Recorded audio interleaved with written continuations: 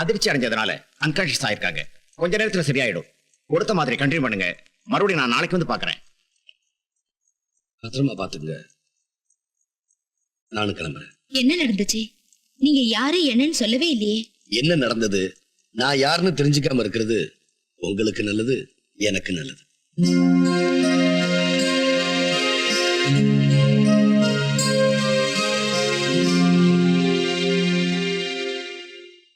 சம்பந்தப்பட்டவங்க கிட்ட ஃபைல பத்தின ஆளுங்க விசாரிச்சிட்டாங்க. ஃபைல் எங்கேயும் இல்லை.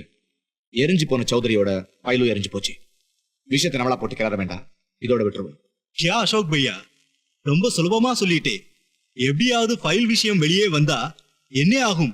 சென்ட்ரலே ஆடி போயிடும். Not only politician, even IAS officers, எங்களை மாதிரி பிசினஸ்மேன் எல்லாரும் மாட்டுவாங்க. ஒண்ணு நல்லா தெரிஞ்சுக்கங்க.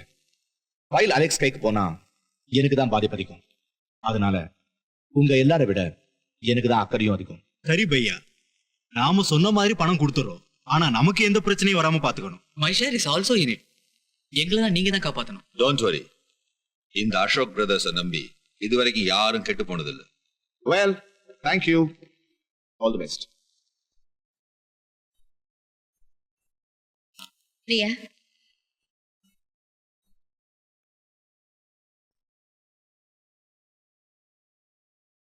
என்ன நடந்துச்சுன்னு நான் கேட்க மாட்டேன். கேட்டாலும் நீ பதில் சொல்ல மாட்டேன். ஆனா ஒண்ணு மட்டும் சொல்றேன். உன் வயசுல இருக்கிற பொண்ணுக்கு ஒரு ஆண் துணை வேணுங்கிறத புரிஞ்சுக்க. உங்க அப்பா உயிரோடு இருக்கும் போதே உனக்காக ஒரு மாப்பிள்ளைய பார்த்தாங்க. பொண்ணு பார்க்க வர்றதுக்கு முன்னாடியே உங்க அப்பா இறந்ததால நீ கல்யாணம் வேண்டான்னு சொல்லிட்டு அந்த மாப்பிள்ளையே நீ கல்யாணம் பண்ணிக்கிட்டா உங்க அப்பாவோட ஆசை நிறைவேறும் நான் நினைக்கிறேன். இதுவரைக்கும் நீ சொன்னதை நான் கேட்டேன். இந்த ஒரு விஷயத்திலேயாவது நான் சொல்றதை நீ கேட்பேன்னு நம்புறேன்.